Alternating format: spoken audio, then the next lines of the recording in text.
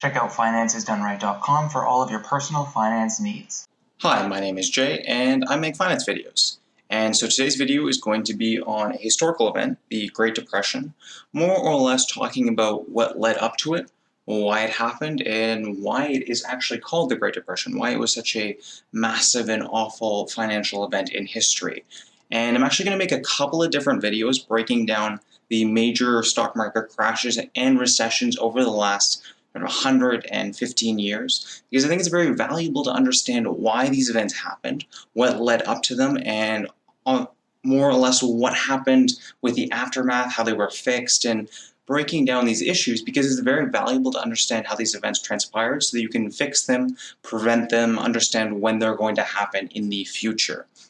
So we're going to start with a big one, the one that really is pretty iconic because it was such an awful event in history, and that was the Great Depression. And really what led up to the Great Depression, it all started after World War I.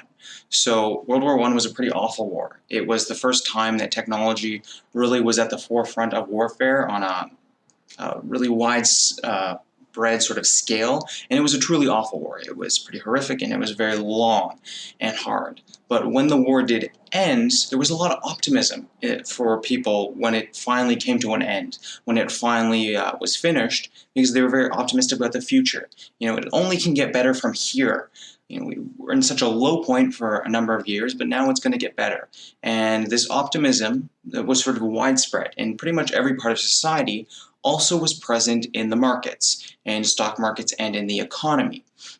And so what happened was there was a lot of money that started to flow into the markets. There was a lot of investments, and there was a lot of investments by people who weren't traditional sort of investors. Back in the day, it was pretty common for most people that were common when it comes to stock investing would be the very wealthy, sort of the Scrooge McDuck kind of individuals, the person with the top hat, the monocle, or sort of bankers and people along those lines. But after World War I, you started seeing a huge influx of your everyday Joe as well. You know, your janitor, your plumber, your carpenter, all of these people started investing in stock too. So there was a lot of money that started flowing in.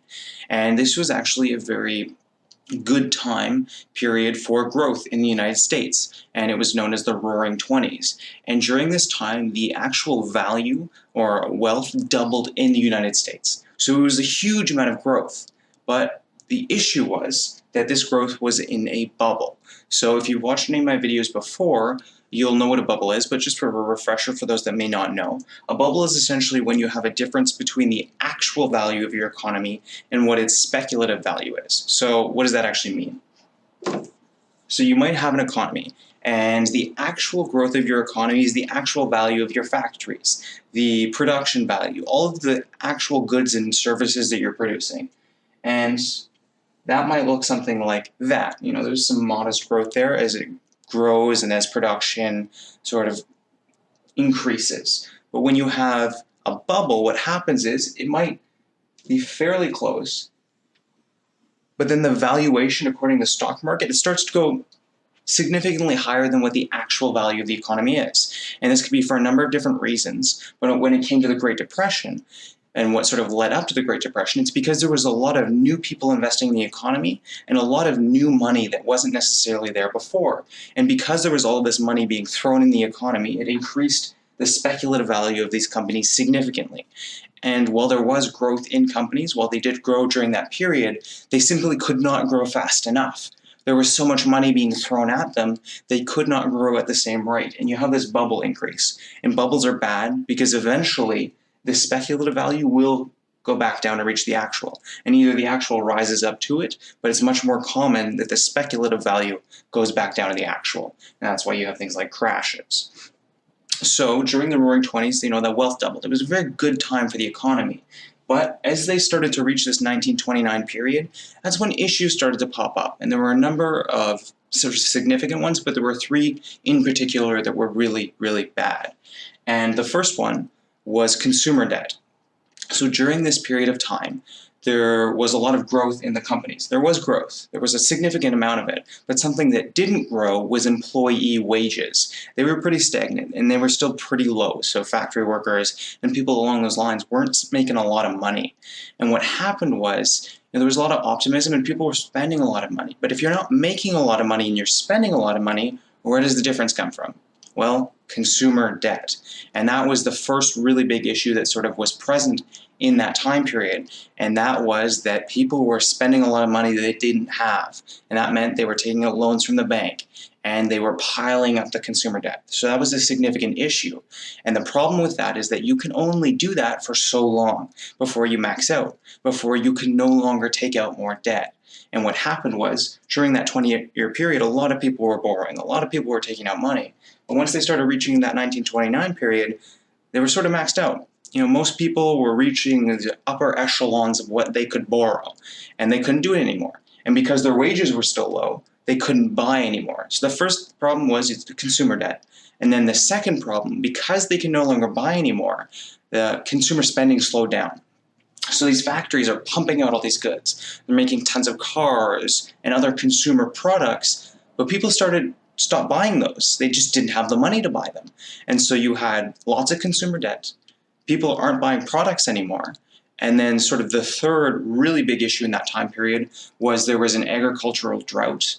And sort of previous to now, or sort of back in the 1920s, agriculture was very different than what it is nowadays. Nowadays, with technology and the genetically modified sort of different types of foods, they're pretty resilient.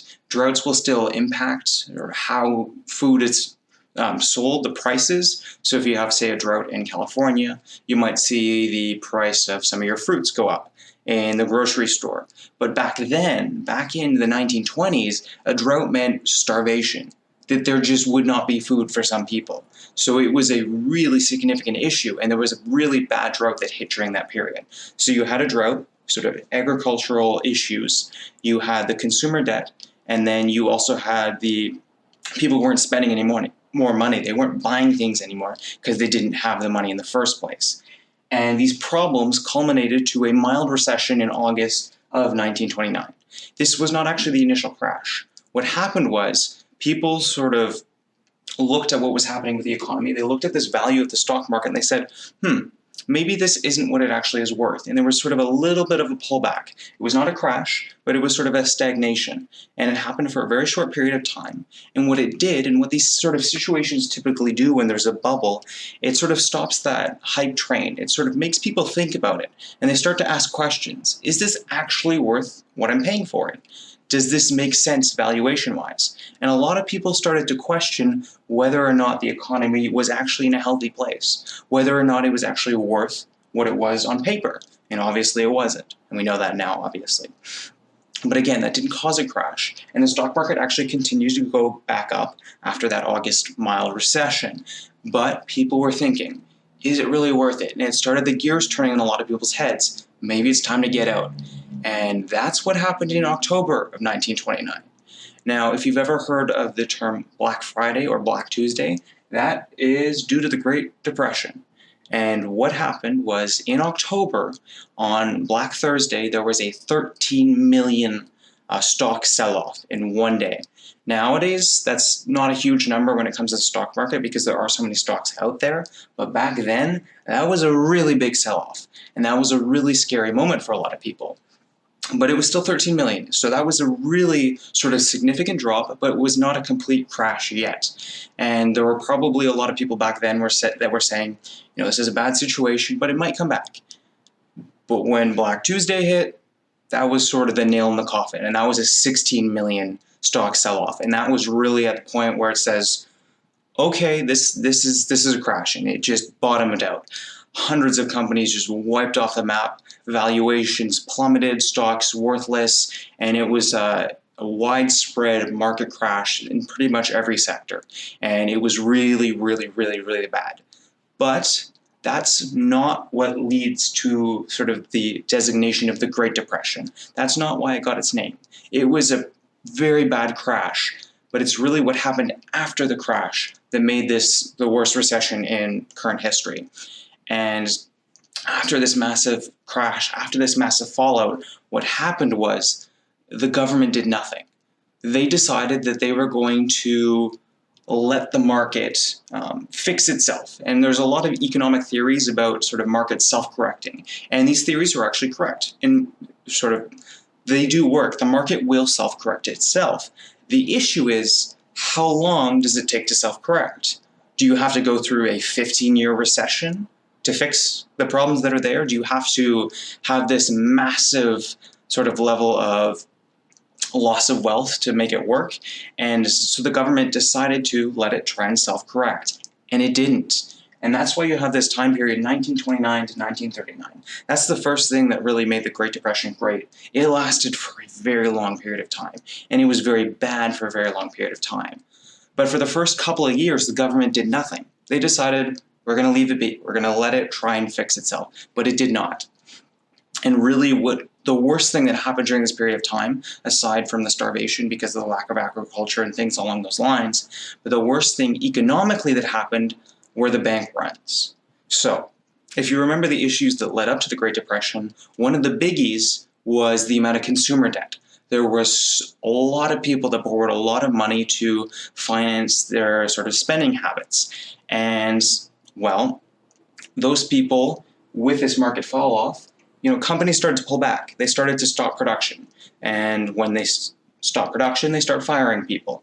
They lay people off because they can no longer afford to pay their salaries. And those people that no longer have jobs, they still have the consumer debt that we were talking about before. They still have all that money that they have to pay back. But now they're not making any money. And then on top of that, companies themselves have a lot of debt too. And after the initial crash, unemployment went up to 20%, and that's a huge issue. And when you have a ton of unemployed people that have also borrowed a ton of money, those people start declaring bankruptcy. They can't afford to pay it. They say, I can no longer pay it, and so they have to do that. And then companies start declaring bankruptcy too. And what happened for that couple year period after the initial crash is these banks started losing tons of money because all of these people could no longer pay off their loans, so they had to go into bankruptcy. And that's just a loss for the bank. They can't get money from those people anymore. And that happened a lot, and it continued happening again and again and again. And then people started to question, how secure is my bank? When you sort of wake up in the morning and you think, there's an expectation, the money that you have in your checking account and your savings account, it's going to be there. You'll be able to pay your bills. You can go to a coffee shop and buy money, as long as you have money in your bank, of course.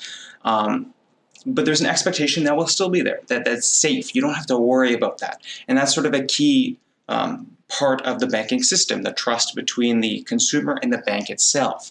But during the Great Depression, that trust was gone because these banks were losing tons of money, and people started to question whether or not in the morning, if they woke up, they'd still have their money. They started to question if the bank would still even be there, if it would still be open, if they'd be able to withdraw that. And what happens in those situations is people start pulling out their money. They say, it's not worth the risk. I don't want to have to worry about losing my money. I'm just going to take it out in cash, put it under the mattress, don't have to worry about it then. And what happened was that started happening en masse. And when the banks lose all this money, the way they make money is they take your deposits and then they use that to lend money. But if they lose all their deposits, then they no longer have the money to lend. And banks started going bankrupt too. So you had people going bankrupt. You had businesses going bankrupt. And then you had banks going bankrupt. And when you start having banks go bankrupt, that is a very scary situation. That's sort of it's really, really, really in a bad place. And it took hundreds of banks going out of business before the government did anything to step in. And when you think about that situation, it's completely justified that people were terrified. Remember, this is a time period where you have starvation because agriculture is going through a massive drought right now. There's massive food shortages, and you're not making a lot of money if you're a factory worker, and there's a good chance you're going to lose your job. Do you also want to worry about the little money you have set aside in the first place? No. And so there was a lot of fear in the market, understandably so. And what happened was all of these banks started going out of business, and then the government realized we screwed up. And they realized they screwed up real bad, and they decided to finally step in. And so what they did was massive banking regulations and significant changes. The first major one was they added deposit insurance. So essentially what that is if your bank were to go under, your savings or your checking account is insured up to a certain amount. So it changes based on where you live, but most places in the first world will have that in place. So up to a certain amount, it's usually over $100,000, will be insured so that if your bank does go under, you will still have that money. That was a major thing that sort of prevented bank runs, or at least helped mitigate them. The second thing was they introduced the Securities Commission. They're essentially the people that regulate the stock market. They go in and make sure that companies are being transparent with the information they're providing, and a lot of other things. Not a perfect system, but it definitely helped make it better and helped regulate the stock market so you didn't have, hopefully, as many crazy situations like this. As we've seen so far, with future crashes, doesn't always work as much as you'd like it to, but it improved the situations that led to the Great Depression. And then there were also a number of sort of PR plans through the government that helped sort of restore the trust of the consumer in the business world and in the bank world, which helped sort of start stimulate growth again. It's actually a pretty fascinating period of time for what the government did once they finally did get involved. I'm not going to delve into that, basically just focusing on the economic side, but they actually did a lot of really interesting things to sort of fix the issues that they left and let fester for a very long period of time. And eventually the Great Depression did end, but it was a very long period of time, and it was a very bad recession. So ultimately, the things that really made the Great Depression, what made it really awful, was it was a widespread crash across the entire economy. It wasn't sort of isolated to one area or primarily one area. It was pretty much everything. The second issue was the government did nothing following the crash to sort of recover or help the economy fix itself. And then you also had it coincide with that massive sort of natural disaster in the droughts that really made it just worse, or the natural disaster with the economic disaster. And that's why it's the Great Depression. But again, the really valuable lesson from this one is, if you want to let your economy fix itself, you have to be prepared for recessions that are 10, 15, 20 years long. And I'm going to get into this a lot more in future videos, but this is kind of the thing that happened in 2008 with the mortgage crisis. There was a massive crash in the mortgage industry, and the second banks started going under, the government ran in and started bailing them out. And you might think, well, that's a bad thing. Why are we bailing out the banks for their awful decisions? They were awful decisions. But if you didn't bail out those banks, it probably would have been a recession that was worse than the Great Depression. You probably would have seen a massive amount of bank runs. So, valuable lessons like this can be learned from looking at sort of historical issues that happen with this. Well, you've reached the end of the video, but don't worry, you can get access to more content at financesdoneright.com, where you'll find a bunch of tools, information, and articles that you can use to help improve your personal finances. You can also check out the 2 videos to my left if you want more content, and make sure to subscribe to the channel so you don't miss out on anything. And, as always, have a great day.